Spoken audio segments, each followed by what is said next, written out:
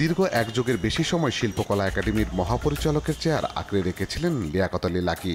বাধ্য হয়ে শেষে তিনি পদ ছাড়েন। কিন্তু এর আগে ১৩ বছরে ঘুষ, ক্ষমতার অপব্যবহার, অনিয়ম ও দুর্নীতির মাধ্যমে শত শত কোটি টাকা আত্মসাৎ করেন লাকী। ভুয়া বিল ভাউচার বানিয়ে লাকী তার লাক বদলালেও শিল্পকলা একাডেমির কর্মী আর সারা দেশের শিল্পী, কলাকৌশলীদের জীবনে এঁকে দিয়েছিলেন দুর্ভাগ্যের ছায়া। সরকারের তহবিল থেকে ২৬ কোটি টাকা আত্মসাৎ সহ বিভিন্ন দুর্নীতির অভিযোগে অভিযুক্ত লিয়াকত আলী লাকী। তার বিরুদ্ধে ২০২২ সালের শুরুতে এইসব অভিযোগের অনুসন্ধান শুরু করেন দুর্নীতি দমন কমিশন দুদক। তারপর একে একে বেরিয়ে আসতে থাকে দুর্নীতির থলের বিড়াল। লাকীর দুর্নীতি অর্থ আত্মসাতের অন্যতম সহকারী তার অধীনস্থ নারী কর্মকর্তা সৈয়দা মাহবুবা করিম। ২০২১ সালের ৩০ জুন তাকে চুক্তি ভিত্তিতে একাডেমির পরিচালক বানান লাকী। মাত্র ২০ দিনের দায়িত্বে রেখে তার মাধ্যমে ২৬ কোটি টাকা হাতিয়ে নেন লাকী।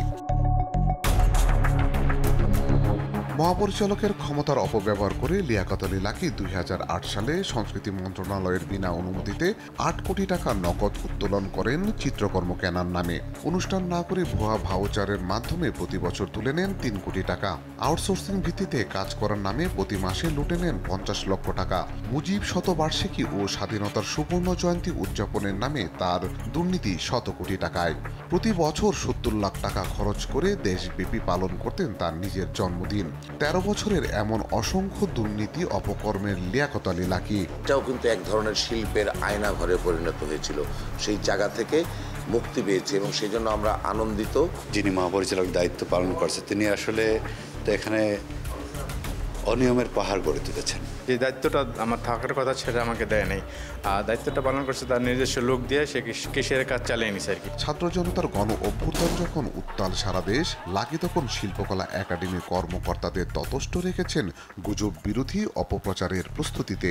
গুলি করতে করতে করতে করতে পুলিশের গুলি শেষ হয়ে গেছে, তখন আমার প্রতিষ্ঠান ফাইল করে যে গুলি নয়, গুজব নয়, আসুন সত্যকে জানি। এই জন্য তারা ফাইল তৈরি করে, তারা তখন ওই নামে ওই শিরোনামে অনুষ্ঠান করার জন্য টাকা উত্তোলনের ব্যবস্থা করতেছে। শিল্পকলা একাডেমির কর্মকর্তা কর্মচারীদের অনেকেই এখন সোচ্চার তাদের ১৩ বছরের মহাপরিচালক লিয়াকত আলী লাকীর বিচারের দাবিতে। তাকে ঢাকায় আনতে দেয়নি, বিনা চিকিৎসায় একরকম সে মারা। আলী আফতাব, দেশ টিভি, ঢাকা।